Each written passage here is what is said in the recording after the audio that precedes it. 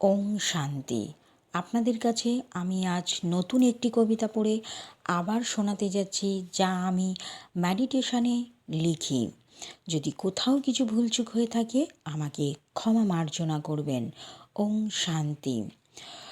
ঋষি পরশুরামও চিনেছিলেন তোমায় পিতা, যখন তুমি এসেছিলে রাম হয়ে পৃথিবীর ধরাধামেতে। রাম হয়ে অবতার নিয়েছিলে সূর্য বংশে পিতা, দশরথের অযোধ্যা নগরে। হরধনু ভঙ্গন করেছিলে তুমি পিতা, সীতা মাতাকে বিবাহ করার জন্য। তুমি যে রাম, আমার আর এক পিতা, শ্রীকৃষ্ণের অবতারিত রূপ তুমি।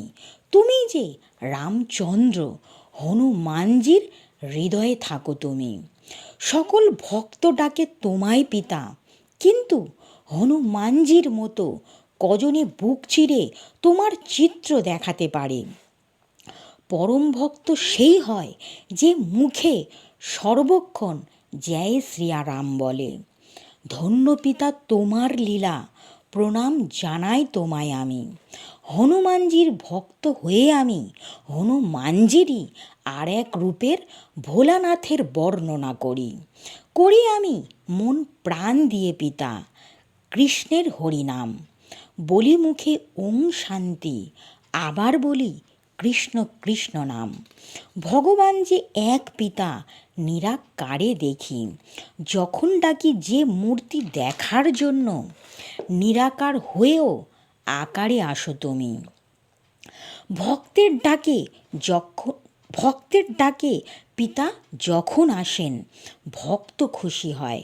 খুশি আনন্দে হৃদয় কেঁদে ওঠে, অশ্রু জল বাহির হয়ে যায়। কত জন্মের ফল আমার যে পিতা তোমার কবিতা লিখি। কোন পুণ্য করেছি পিতা যে তোমায় দেখার জন্য নিজেকে তৈরি করি। কখনো হই আমি ফুল পিতা, তোমার গলার মালা। তোমার চরণে পড়ে হয় যেন আমার শেষ বেলা। কখনো হই পাখি আমি, ঠোঁটে করে ফল তোমারই জন্য সংগ্রহ করি। তোমার ডালা সাজাই আমি, আর বিহং হয়ে অভিষেক তোমারই করি। রূপ নেই যে কোনো আমি, জন্ম কেবলই তোমার জন্য। প্রত্যেক রূপে এই আত্মা যেন ডাকে পিতা তোমাকে কাছে পাওয়ার জন্য। করে কেবল তোমারই গুণগান, যে কোনো রূপ ধরি আমি। মরে গেলেও আত্মা যেন বলে ওঠে ওং শান্তি শ্রীকৃষ্ণের বাণী। মঠ আশ্রমে দিও জন্ম আমার, যেন কেবল তোমার ধুনে মীরা হয়ে থাকি।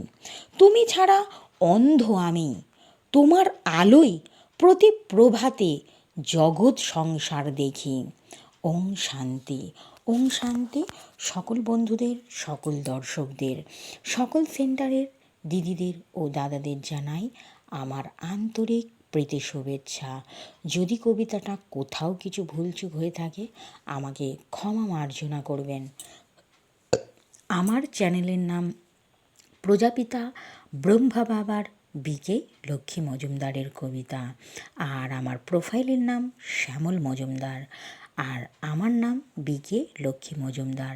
আপনারা ইউটিউব কিংবা গুগল সার্চ করলেই দেখতে পারবেন। যা আমি পরম পিতাকে ডেকে আমার অন্তর দিয়ে, আমার অশ্রুর জলের ধারাতে আমি লিখি, তাই আপনাদের পড়ে শোনাই। তবুও বলার সময় যদি ভুলচুক হয়ে থাকে এই ছোট্ট বোনটিকে ক্ষমা মার্জনা করবেন। যতদিন আমার প্রাণ আছে, যতদিন পরমপিতা পরমাত্মা আমাকে কবিতা দিচ্ছে, যতই কষ্ট আসুক না কেন, যতই দুঃখ আসুক না কেন, আপনাদের আমি ভগবানের কবিতা এইভাবেই পড়ে শোনাতে থাকব। ওং শান্তি।